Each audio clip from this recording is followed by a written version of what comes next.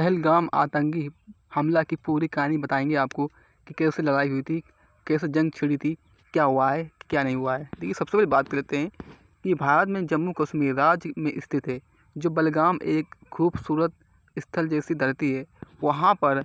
लेकिन 25 अप्रैल 2025 को इस शांत जगह को एक दर्दनाक हादसे ने झंझोर कर रख दिया। आतंकवादियों ने यह एक भीषण हमला किए जिसमें कई सुरक्षाकर्मी और नागरिक शहीद हुए। इस हमले ने पूरे देश को गम और गुस्से में डुबो दिया। 25 अप्रैल 2025 की सुबह करीब 10 बजे पर जब पहलगाम के इलाके में सुरक्षा बलों का एक दल गश्त पर था, तभी घात लगाए बैठे आतंकवादियों ने उन पर अचानक हमला कर दिया। आतंकियों ने पहले से ही तय योजना के तहत ताबड़तोड़ गोलियां चलाईं और ग्रेनेड फेंके। इस हमले में अब तक के 7 सुरक्षाकर्मी शहीद हो चुके हैं, 5 नागरिक घायल बताए जा रहे हैं, 2 आतंकवादी मारे गए हैं। स्थानीय रिपोर्ट के मुताबिक आतंकवादी घात लगाकर बैठे थे। उन्होंने घने जंगल का फायदा उठाया और सुरक्षा बलों पर हमला बोल दिया। तो हमले के स्थान में यह हमला पहलगाम के लिदर घाटी क्षेत्र के पास हुआ, जो अमरनाथ यात्रा के मार्ग पर पड़ता है। ये इलाका बहुत ही संवेदनशील माना जाता है, खास तौर पर गर्मियों के मौसम में जब यात्री की शक्ति बढ़ती है तो वहाँ पर अच्छा लगता है। अब बात कर लेते हैं कि भाई आतंकवादी कौन थे। देखिए, अब तक की जांच से बातें जो सामने आई हैं कि हमला करने वाले आतंकवादी स्थानीय संगठन से जुड़े थे। उनकी पहचान लश्कर-ए-तैयबा के आतंकवादियों के रूप में हुई। कुछ रिपोर्ट्स के अनुसार हमला पाकिस्तान के कब्जे वाले कश्मीर पाकिस्तान से संचालित साजिश का हिस्सा था। कर्मियों के इस प्रकार नाम है, जैसे कि सबसे पहले बात कर लेते हैं हमलादार रामवीर सिंह उत्तर प्रदेश, सिपाही Arun Kumar Haryana, constable Shaukat Ali Kashmir, hand constable Bhupendra Singh Rajasthan, सिपाही कुलदीप सिंह पंजाब, एएसआई वसीम अहमद जम्मू कश्मीर, सिपाही सुमित यादव उत्तराखंड। तो ये जो भी 7 लोग नाम देख रहे हैं, इसमें बता रहे हैं, तो ये लोग शहीद हो चुके हैं। देश भर में से नेताओं, सेना अधिकारियों और आम नागरिकों ने सोशल मीडिया के जरिए श्रद्धांजलि दी।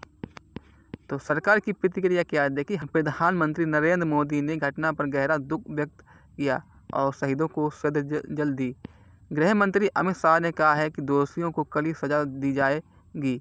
जम्मू कश्मीर के उपराज्यपाल मनोज सिन्हा ने भी कड़ी निंदा करते हुए कहा है कि आतंकवादियों को बख्शा ना जाए।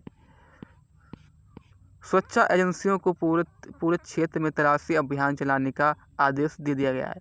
हमले के बाद कार्रवाई, जैसे कि हमले पहलगाम और आसपास के इलाकों में सुरक्षा बढ़ा दी गई है। एनआईए राष्ट्रीय जांच एजेंसी ने जांच शुरू कर दी है। अमरनाथ यात्रा को लेकर सुरक्षा तैयारी को समीक्षा की जा रही है। ड्रोन सर्वेलांस और नाइट विजन पेट्रोलिंग बढ़ाई गई है। जैसे कि ड्रोन, आप जानते हैं ड्रोन ये होता है कि उड़ता है, उसमें कैमरा लगा होता है, तो कहीं भी जंगल में इसे ले जाओ और किसी घर में ले जाओ या किसी बिल्डिंग में ले जाओ, ये उड़ते उड़ते ये कहीं भी कोई भी मुजरिम बैठा है तो उसे देख सकता है। ड्रोन ऐसा होता है। तो इसमें जैसे कि राष्ट्रीय प्रतिक्रिया, अमेरिका, ब्रिटेन और फ्रांस समेत कई देश ने भारत के साथ एकजुटता व्यक्त की है। संयुक्त राष्ट्र महासचिव ने भी इस हमले को निंदा की है और आतंकवादी के खिलाफ विशेष सहयोग की आह्वान किया है। पहलगाम हमेशा आतंकवादियों का निशाना क्यों है? देखिए, यह इलाका रणनीतिक रूप से बेहद महत्वपूर्ण है।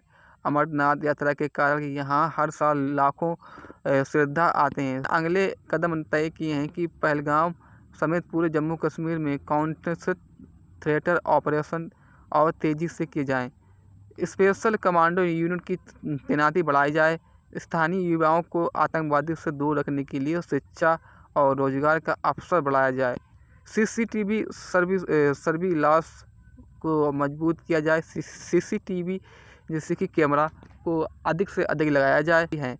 शहीद हुए जवानों की कुर्बानी बेकार नहीं जाएगी। पूरा देश उनके बलिदान को सलाम करता है और एकजुट होकर आतंक के खिलाफ लड़ने के लिए संकल्प है। हमें ये भी समझना होगा कि आतंकवाद के खिलाफ जंग सिर्फ सेना को नहीं बल्कि पूरे समाज को ही जागरूकता, एकता और देशभक्ति के साथ हम आतंकवादी के नापाक मंसूबों को नाकाम कर सकते हैं। तो आई होप इतना ही। वीडियो को लाइक करें, सब्सक्राइब करें, शेयर करें। Thank you.